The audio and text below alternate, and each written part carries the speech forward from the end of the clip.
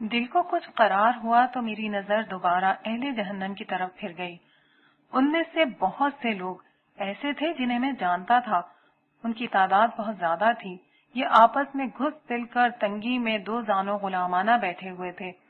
یہ لوگ نظر نہیں ملا رہے تھے، بلکہ بہت سونے تو پیٹ پھیر لی تھی، اس لیے میں اپنے جاننے والا زیادہ لوگوں کو وہاں نہیں دیکھ سکا، لیکن ان کو دیکھ کر اس نعمت کا احساس ہوا کہ کس طرح اللہ تعالیٰ نے مجھے اپنے فضل و کرم سے اس برے انجام سے بچا لیا۔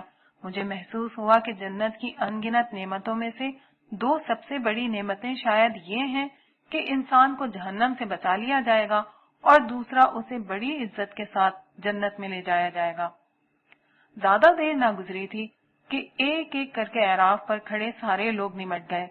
اب فیصلہ سنانے کے لیے کچھ بھی نہیں رہا تھا، مگر شاید ابھی کچھ ہونا باقی تھا۔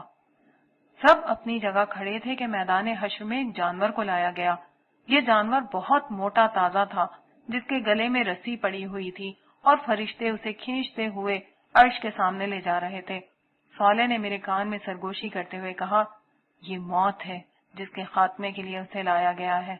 عرش سے اعلان ہوا کہ آج موت کو موت دی جا رہی ہے، اب کسی جنتی کو موت آئے گی نہ کسی جہنمی کو۔ اس کے ساتھ ہی فرشتوں نے اس جانور کو لٹایا اور اسے ذبح کر دیا۔ اہل جنت نے اللہ تعالیٰ کی حمد و ثنا کے ساتھ اس بات کا خیر مقدم کیا، جبکہ اہل جہنم میں صف ماتم بجھ گئی۔ ان کے دل میں امید کی کوئی شمع اگر روشن تھی تو وہ بھی موت کی موت کے ساتھ اپنی موت آپ مر گئی۔ عرش سے صدا آئی کہ اہل جہنم کو گروہ در گروہ ان کے انجام تک پہنچایا جائے۔ فرشتے تیزی کے ساتھ حرکت میں آ گئے۔ حشر کی بائیں کنارے پر ایک زبردست ہلچل مچ گئی۔ چیخ و پکار اور آہ و فغاں کے درمیان فرشتے پکڑ پکڑ کر مجرموں اور نافرمانوں کا ایک جتھا بناتے اور انہیں جہنم کی سمت ہانک دیتے۔ ہر گروہ جہنم کے دروازے پر پہنچتا، جہاں جہنم کے داروغہ مالک ان کا استقبال کرتے اور ان کے اعمال کے مطابق جہنم کے 7 دروازوں میں سے کسی ایک دروازے کو کھول کر انہیں اس میں داخل کر دیتے۔ اس دوران میں وقفے وقفے سے عرش کی سمت سے جہنم کو مخاطب کر کے پوچھا جاتا، کیا تو بھر گئی؟ وہ غضبناک آواز میں عرض کرتی، پروردگار کیا اور لوگ بھی ہیں؟ انہیں بھی بھیج دیجیے۔ یہ سن کر حشر میں ایک آہ و بکا بلند ہوتی۔ رہ جانے والے مجرموں پر فرشتے دوبارہ جھپٹ پڑتے اور انہیں ان کی آخری منزل تک پہنچا دیتے۔ یوں تھوڑی ہی دیر میں سارے مجرم اپنے انجام تک جا پہنچے۔ اس کے بعد عرش سے صدا بلند ہوئی، اہل جنت کو ان کی منزل تک پہنچا دیا جائے۔ جب یہ حکم صادر ہوا تو میں نے دیکھا کہ کچھ لوگ ابھی تک الٹی سمت میں موجود تھے۔ میں نے صالح سے پوچھا، یہ کون لوگ ہیں؟ ان کو جہنم میں کیوں نہیں پھینکا جا رہا؟ اس نے جواب دیا، یہ منافقین ہیں، یہ جہنم کے سب سے نچلے درجے میں ہوں گے۔ یہ دنیا میں اللہ کو دھوکہ دیتے تھے، آج ان کو نہ صرف بدترین عذاب ملے گا بلکہ ان کی دھوکہ دہی کی پاداش میں ان کا انجام ایک دھوکے سے شروع ہوگا۔ میں نے حیرت سے پوچھا، دھوکہ؟ کیا مطلب؟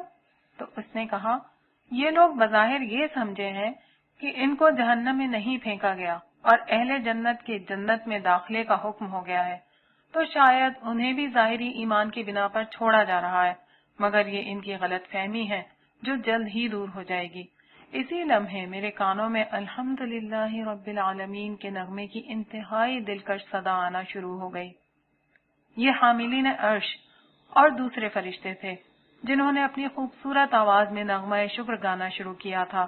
صالح نے مجھے بتایا، یہ حشر کے دن کے خاتمے کا اعلان ہے۔ اس کے ساتھ ہی میدان حشر میں تاریکی پھیلنا شروع ہو گئی، سوائے عرش کے اور کہیں روشنی باقی نہیں رہی۔ میں کچھ بھی دیکھنے کے قابل نہیں رہ گیا تھا۔ میں نے گھبرا کر صالح سے پوچھا، یہ کیا ہو رہا ہے؟ اندھیرا، اس نے مختصر جواب دیا۔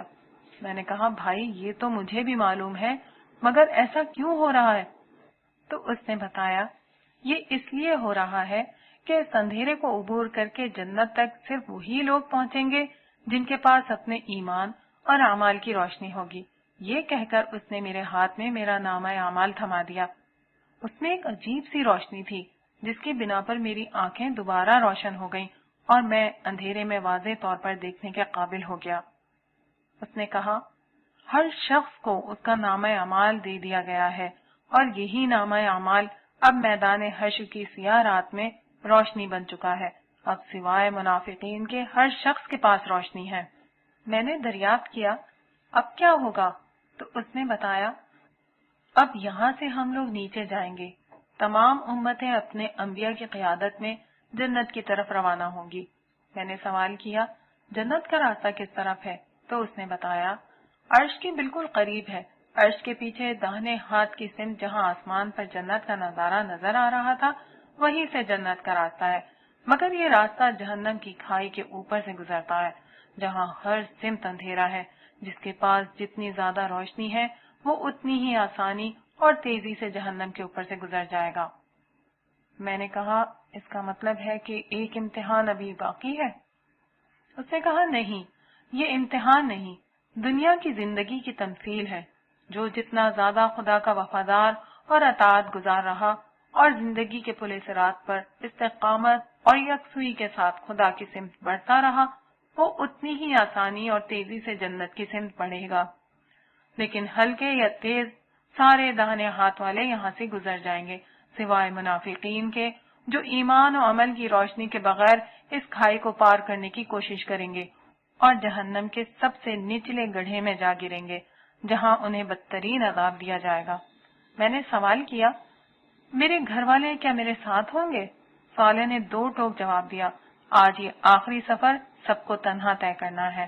میں نے سوال اٹھایا پھر وہ گروہ در گروہ جنت میں جانے والی بات کا کیا ہوگا؟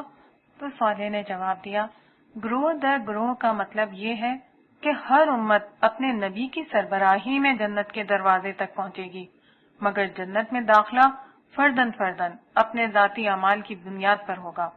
پھر اس نے قدر توقف کے بعد پوچھا کیا تم ابھی بھی کوئی تماشا دیکھنے میں دلچسپی رکھتے ہو؟ میرے ہاں کہنے سے قبل ہی وہ مجھے لے کر تیزی سے آگے بڑھ گیا، یہاں تک کہ ہم ایک ایسی جگہ آ گئے جہاں لوگوں کے پاس بے حد تیز روشنی تھی۔ ان کی روشنی ان کے آگے آگے اور دائیں سمت میں ان کے ساتھ ساتھ چل رہی تھی۔ وہ بلند آواز سے کہہ رہے تھے اے ہمارے رب، ہمارے نور کو پورا رکھیو اور ہمیں معاف کر دے، تو ہر چیز پر قادر ہے۔ میں صالح سے کچھ پوچھے بغیر ان لوگوں کو پہچان گیا، یہ صحابہ کرام رضی اللہ تعالی عنہم اجمعین تھے۔ ان سب سے آگے رسول اللہ صلی اللہ علیہ وسلم تھے جن کی ذات سراپا نور بنی ہوئی تھی۔ میں ان لوگوں کی پیروی میں انہی کے الفاظ دہرانے لگا۔ یہ وہ قرآنی دعا تھی جو میں زندگی بھر پڑھتا رہا تھا، لیکن اس دعا کو پڑھنے کا اصل وقت اب آیا تھا۔ ہم اسی طرح چل رہے تھے کہ صالح نے کہا اب تماشا دیکھو۔ اس کے ساتھ ہی میں نے دیکھا کہ کچھ لوگ دوڑتے گرتے پڑتے صحابہ کرام کے پاس آئے، مگر ان کے پاس کوئی روشنی نہیں تھی۔ انہوں نے آتے ہی دہائی دینا شروع کر دی کہ ہمیں بھی اپنی روشنی میں سے تھوڑا سا حصہ دے دو۔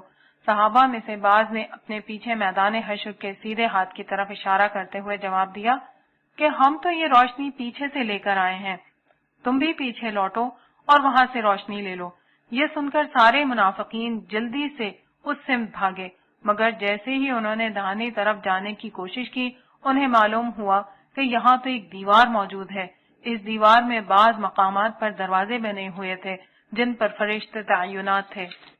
ان لوگوں نے ان دروازوں سے اندر جانے کی کوشش کی، لیکن فرشتوں نے انہیں مار مار کر وہاں سے بھگا دیا۔ ان کے پاس روشنی حاصل کرنے کی کوئی شکل نہیں رہی، چنانچہ وہ دوبارہ لوٹ کر صحابہ کرام کے پاس واپس آ گئے اور ان سے کہنے لگے کہ دیکھیے ہم بھی مسلمان ہیں اور دنیا میں آپ کے ساتھ ہی تھے، آپ کو تو معلوم ہے، ہماری روشنی کے لیے آپ کچھ کیجیے۔ جواب ملا بے شک تم ہمارے ساتھ تھے، لیکن تم نے خود اپنے آپ کو فتنے میں ڈالا۔ تم اس دن کے بارے میں شک کر رہے تھے اور تمہارا اصل مقصود دنیا کی زندگی ہی تھی۔ تم نے شیطان کی پیروی کی اور اس نے تمہیں دھوکے میں ڈالے رکھا، سو نہ آج تم کچھ دے دلا کر چھوٹ سکتے ہو نہ کوئی کافر۔ یہ سن کر منافقین کو یقین ہو گیا کہ ان کا انجام بھی کفار سے مختلف نہ ہوگا۔ پیچھے جانے میں انہیں نقصان محسوس ہوا، چنانچہ انہوں نے اندھیرے ہی میں راستہ پار کرنے کی کوشش کی، مگر روشنی کے بغیر اس کوشش کا نتیجہ جہنم کی کھائی تھی۔ چنانچہ ایک ایک کر کے سارے منافقین چیختے چلاتے ہوئے جہنم میں جا گرے، جہاں نیچے عذاب کے فرشتے ان کا انتظار کر رہے تھے۔ ہم یہ سارا منظر دیکھتے ہوئے اور بلند آواز سے یہ دعا پڑھتے ہوئے عرش کی سمت بڑھتے رہے، اے ہمارے رب، ہمارے نور کو بجھنے نہ دے اور منافقین کے انجام سے ہمیں بچاتے ہوئے ہماری بخشش فرما، بے شک تو ہر شے پر قادر ہے۔